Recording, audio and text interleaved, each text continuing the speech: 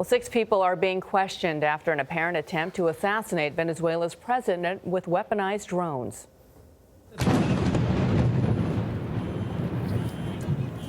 Loud explosions interrupted a speech by President Nicolas Maduro on Saturday. 7 soldiers were injured.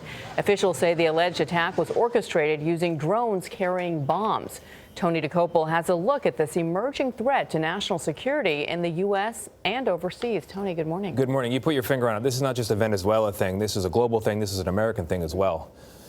President Maduro has been condemned by his opponents who accuse him of thrusting Venezuela into an economic and humanitarian catastrophe and driving hundreds of thousands of people to flee. Saturday's alleged attack would not even be the first one staged against a controversial ruler and his government. But here's the big picture. It increases concerns that drones could be used to help terrorists here in the U.S.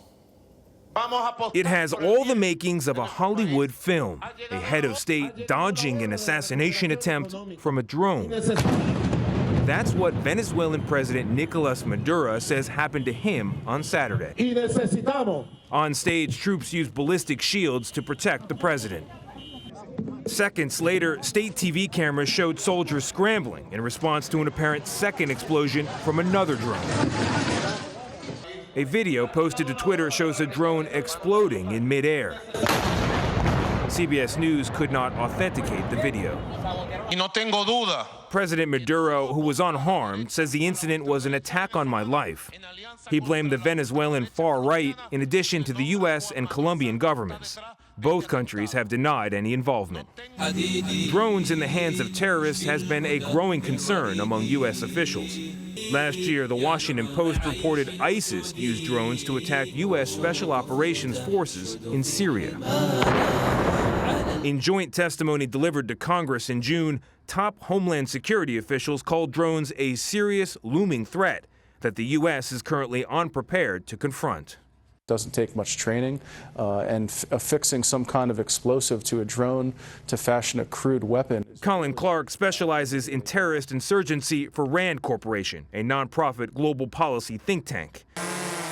He says as drones become more common, the interest in using them for terrorism increases, including in the U.S. This is the new world we're living in, and we've got to adjust, and I think we've got to come up with countermeasures. And speaking of countermeasures, Venezuelan officials say the 2 drones in this case were loaded with about 2 pounds of C4 explosives. They were able to knock off one of the drones electronically. The other apparently crashed into an apartment building about 2 blocks away. Yeah.